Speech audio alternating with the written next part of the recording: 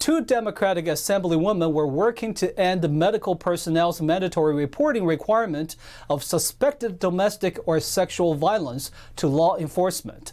The bill they wrote has since been placed on hold. A psychologist tells NTD that healthcare workers can often help someone escape violent situations.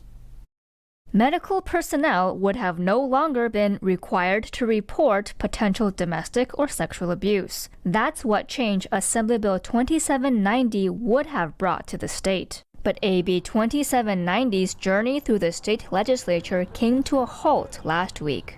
Former San Diego City Attorney Casey Gwinn told the Times of San Diego he credits media coverage leading up to the Senate hearing for stopping the bill.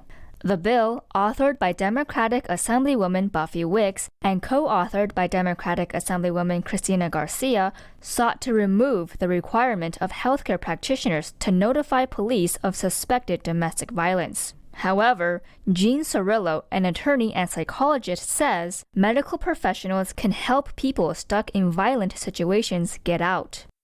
What helps is if a third person in the form of the mental health professional gets in there and reports it and says, we have to report this.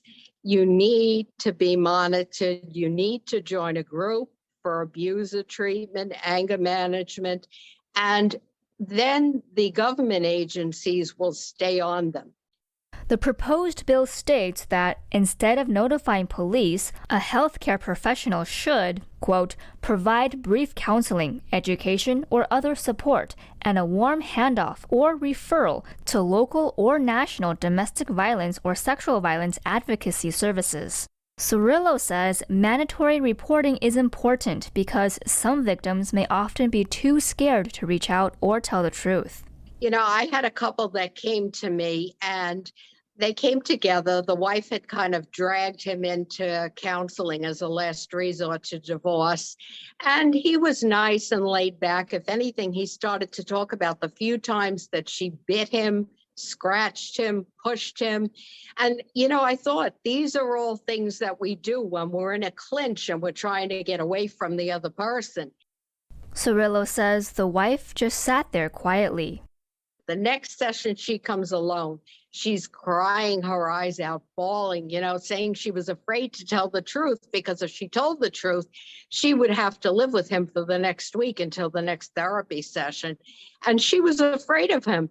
First of all, she was afraid to leave with the kids. She was afraid he'd get the kids. She was afraid she would have no help financially because she had a child that was an infant, so she couldn't go back to work full time.